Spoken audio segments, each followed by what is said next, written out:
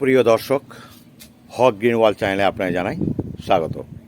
Thumbnail এবং title দেখে বুঝে গেছেন কোন গাছের ভিডিও করছি। হ্যাঁ, ঠিকই ধরেছেন, এটি হচ্ছে একটি তেঁতুল গাছ। তবে এটি সাধারণ তেঁতুল নয়, এটি হচ্ছে একটি মিষ্টি তেঁতুল। এই মিষ্টি তেঁতুলের গাছ টবে ফলাতে হলে কয়েকটি পয়েন্ট আপনাকে জেনে নিতে হবে। যেমন ঠিক কোন সময় কী ধরনের খাবার দেবেন আর কোন সময় প্রুনিং করবেন। প্রুনিং, সত্যি কথা বলতে, আপনি যদি যথাসময়ে প্রুনিং করতে না পারেন তাহলে কিন্তু গাছে আপনি অনেক বড় হয়ে যাবে গাছ, কিন্তু আপনি ফল নিয়ে আসতে পারবেন না। কারণ আমার গাছে ইতিপূর্বে 3 বছর থেকে আমার এই গাছে ফল আসছে এবং গাছের বয়স মোটামুটি আমার 5 বছর। প্রথম 2 বছর যখন হয়েছিল না আমার ফল, আমি নিরাশ হয়েছিলাম। তারপরে ফলটা যখন তৃতীয় বছরে আসে, তো সত্যি কথা বলতে কি, একটা গাছের নির্দিষ্ট একটা বয়স না হলে গাছে ফল পাওয়া যে যাবে না, সেটাই সবচেয়ে বড় কথা। আর যদি গ্রাফটিং গাছ হয় তাহলে আপনি পেয়ে যাবেন 3 বছরের মধ্যেই, কিন্তু গ্রাফটিং গাছ না হলে 5 বছরের আগে আপনি কোনো মতেই ফল পাবেন না, এটা নিশ্চিত থাকুন। তো প্রথম কথা হচ্ছে, টবে যদি আপনি এটা গাছ করেন তাহলে টবের গাছকে বেশি লম্বা করলেও কিন্তু আপনার ফল পেতে খুব দেরি হবে। সীমিত মাটির মধ্যে করতে গেলে গাছকে করে রাখতে হবে অনেকটা ছোট। তো আমার এই মুহূর্তে এই বৃষ্টির জল পেয়ে গাছটা অনেকটাই বড় হয়েছে। তো প্রথম যে কাজটা করব, আমি যে অতিরিক্ত যে বাঁশগুলো আছে, এই অতিরিক্ত বাঁশগুলোকে আমি আগে কেটে ফেলবো। তো চলুন, কেটে নেওয়ার পরে আপনাদের সামনে আমি হাজির হচ্ছি।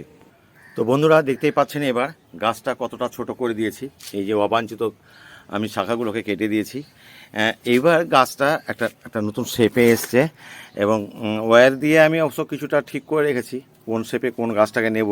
কারণ লম্বা হয়ে যদি চলে যায় তাহলে কিন্তু এই টবের গাছ কিন্তু বিপদে পড়বে, সত্যিও দেখতেও ভালো লাগবে না। এবার যে আমি মানে শেপ করে দিলাম, আর প্রত্যেকটা গাছকে দেখুন আমি লম্বার দিকে নিয়ে আসিনি, সোজা খাড়া করে, মানে একটা ঝোপালো করবো আর কি।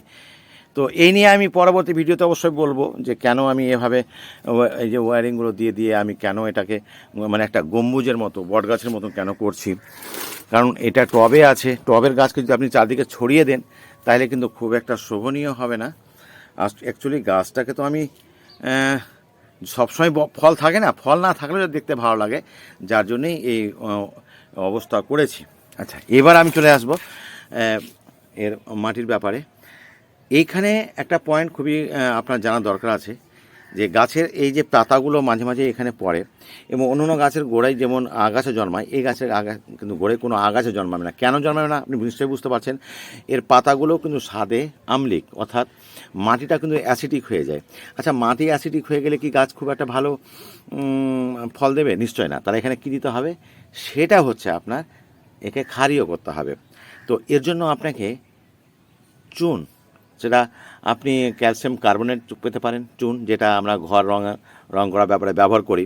অথবা আরেকটা রয়েছে যেটা পান খাওয়া যে চুনটা আছে, কমপক্ষে এরকম একটা টবের ক্ষেত্রে 1/2 চামচ আপনি লিকুইড করে দিয়ে দেবেন, যেটা আমি গত মাসে দিয়েছি। এটা মোটামুটি 2 মাস 3 মাস পর পর আপনি এটা কিন্তু দিয়ে দেবেন। কারণ পিএইচ মাপার মতো যদি আপনার কাছে মেশিন থাকে অবশ্যই দেখে নেবেন, যেমন এটা 6 এবং 7-এর মধ্যেই যেন থাকে পিএইচের মানটা, এটা চেষ্টা করবেন।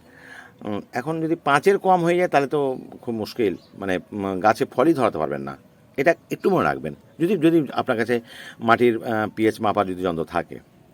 আর যদি না থাকে তাহলে আন্দাজ মতন আপনি 2 মাস পর পর 1/2 চামচ করে ওই ক্যালসিয়াম কার্বনেট কিংবা পান খাওয়া যে চুন যে পাওয়া যায় সেটা 1/2 চামচ করে লিকুইড করে জলে দিয়ে দেবেন। এটা হচ্ছে, এটা মনে রাখবেন। এটা করতে না পারলে কিন্তু গাছে কিন্তু তেঁতুল আসা মুশকিল আছে। আচ্ছা, এবার আমি এই গাছে যে খাবার দেবো, এই খাবারটা কিন্তু আমি এখন কোনো অবস্থাতেই নাইট্রোজেনযুক্ত খাবার দেবো না। কারণ এই মুহূর্তে আমার যে গাছে ফুল আসবে, তো ফুল আসার জন্য নাইট্রোজেনের প্রয়োজন পড়ে না। কিসের প্রয়োজন পড়ে? সেটা হচ্ছে পটাশ। তো বন্ধুরা, দেখতে পাচ্ছেন আমি পুরোটাকে খুঁড়ে দিয়েছি। এবার এখানে 2 রকম খাবার দেবো। সেটা হচ্ছে, একটা হচ্ছে ফসফেট, যেটা গাছের কাঠামো তৈরি করতে এই যে 1 চামচ মতন, যেহেতু গাছ বড় আছে, বয়স হয়ে গেছে, যদিও আমি ছোটো করে রেখেছি গাছে, কিন্তু গাছে কিন্তু অ্যাকচুয়ালি বয়স হয়ে গেছে।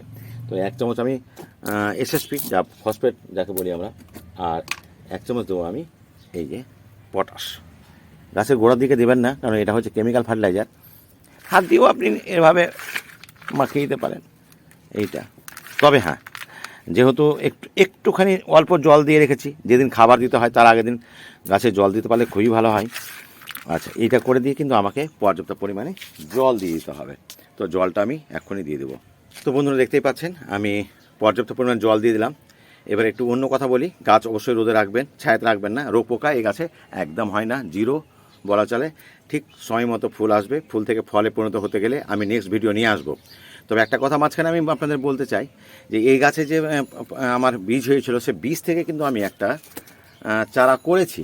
এই চারা করেছি মানে বেশ কয়েকটাই করেছিলাম, কিন্তু বন্ধুবান্ধব নিচে রয়েছে। এখন আপাতত আমি এই গাছটি এখানে এই যে দেখতে পাচ্ছেন,